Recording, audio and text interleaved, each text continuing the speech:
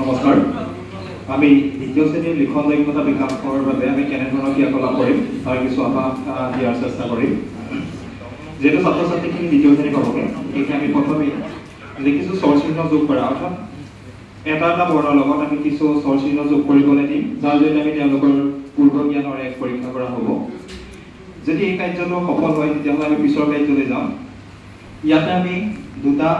তিনিটা বৰ্ণ শব্দ লৈছোঁ দুটা বৰ্ণ আমি ৰাখি এটা বৰ্ণ আমি এটা ঘৰ আমি খালি ৰাখিছোঁ আৰু চাইডত আমি বাকচ বনাই ইয়াতে কিছুমান বৰ্ণ আমি লিপিবদ্ধ কৰি ৰাখিছোঁ য'ৰ পৰা নেকি ছাত্ৰ ছাত্ৰীয়ে উপযুক্ত এটা বৰ্ণ ইয়াত লগাই পেলাই এটা উপযুক্ত শব্দ গঠন কৰিব ছাত্ৰ ছাত্ৰীসকলে এই কাৰ্যসমূহ খুব তেওঁলোকৰ তত্ত্বগত হোৱাকৈ আমি TLM ইউজ কৰিব পাৰোঁ সেয়েহে আমি তিনিটা আমি TLM লৈছিলোঁ আৰু এই তিনিটা TLM আমি তিনিজনক আমি যদি ভগাই দিয়াৰ পিছত আমি এজন ছাত্ৰ ছাত্ৰীক আমি ক'ব পাৰোঁ যে ইয়াৰে কোনটো কাৰ্ড আমি ইয়াত লগালে এটা উপযুক্ত শব্দ হ'ব সো আমি যদি ইয়াত সফল হওঁ তেতিয়াহ'লে আমি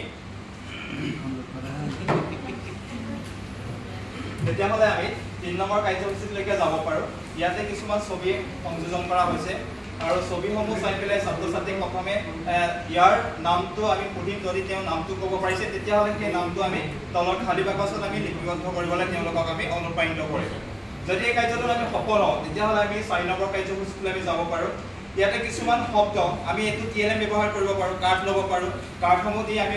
যেনেকৈ আমি এতিয়া কাৰ্ডকেইটা দিছোঁ তেনেকৈ আমি কাৰ্ডকেইটা দি দিম আৰু বেলেগ এজন ছাত্ৰ ছাত্ৰীক আমি পাৰ্টিকুলাৰলি আমি এটা উদাহৰণ লিখিছোঁ আমি সকলো ছাত্ৰ ছাত্ৰীৰ ক্ষেত্ৰতে কৰিব পাৰোঁ সেইখিনি তেওঁলোকক এই কাৰ্ডবিলাক আমি মিলাব দিব পাৰোঁ উপযুক্ত শব্দ হোৱাকৈ আৰু তেওঁলোকে এই কাৰ্যখিনি আমি বৰ্ডতো কৰিব পাৰোঁ এনেকৈ আমি শব্দবোৰ লিখি তেওঁলোকক বৰ্ডত আমি লিখাব পাৰোঁ আমি চেক বহুতো লিখাব পাৰোঁ ইয়াৰ পিছতে আমি যদি তেওঁলোকে শব্দসমূহ এনেকৈ লিখিব পাৰে তাৰপিছত আমি 5 নম্বৰ কাৰ্যসূচীলৈ যাব পাৰোঁ ইয়াতে ঠিক বিগ বুকৰ নিচিনাকৈ